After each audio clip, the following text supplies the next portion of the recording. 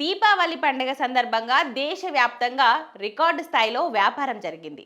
ఈ దీపావళి సీజన్లో అమ్మకాలు 6 లక్షల కోట్లకు పైగా చేరుకున్నాయి. గత ఏడాది 4.25 ట్రిలియన్లతో పోలిస్తే ఇది 25% అధికమని confederation of all India traders సంస్థ విడుదల చేసిన నివేదికలో వెల్లడించింది. భారతదేశ వ్యాపార చరిత్రలో పండుగ సీజన్లో నమోదైన అత్యధిక వ్యాపారం ఇదేనని నివేదిక తెలిపింది.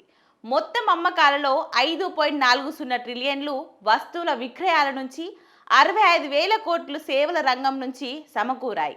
ప్రధాని నరేంద్ర మోదీ ఇచ్చిన ఓకల్ ఫర్ లోకల్ స్వదేశీ దీపావళి పిలుపు ప్రజలపై గణనీయమైన ప్రభావం చూపిందని సిఐఐటి సెంట్రల్ జనరల్ ప్రవీణ్ తెలిపారు. సర్వేలో పాల్గొన్న 87% వినియోగదారులు దిగుమతి ఉత్పత్తుల కంటే భారతీయ వస్తువులను కొనుగోలు చేయడానికి ప్రాధాన్యం ఇచ్చారని ఆయన చెప్పారు.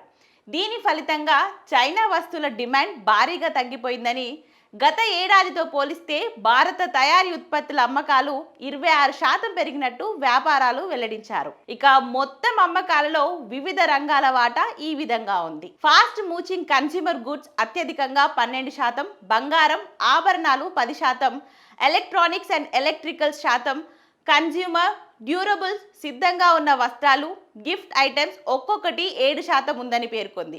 ఇక మరోవైపు ఈ ఏడాది అమ్మకాల వృద్ధికి జీఎస్టీ రేట్ల తగ్గింపు ఒక ముఖ్య కారణమని నివేదిక పేర్కొంది. సర్వేలో 72% వ్యాపారులు నిత్యావసర వస్తువులపై జీఎస్టీ తగ్గించడం వల్ల అమ్మకాలు పెరిగాయని తెలిపారు. ప్రస్తుతం వ్యాపారులు, వినియోగదారులు ఆత్మవిశ్వాసం కూడా ఉన్నత స్థాయిలో ఉందని నివేదికలో పేర్కొన్నారు. ఇక ట్రేడర్స్ కాన్ఫిడెన్స్ ఇండెక్స్ చూసినట్టయితే 8.6/10, కన్స్యూమర్ కాన్ఫిడెన్స్ ఇండెక్స్ 8.4/10గా నమోదయ్యాయి.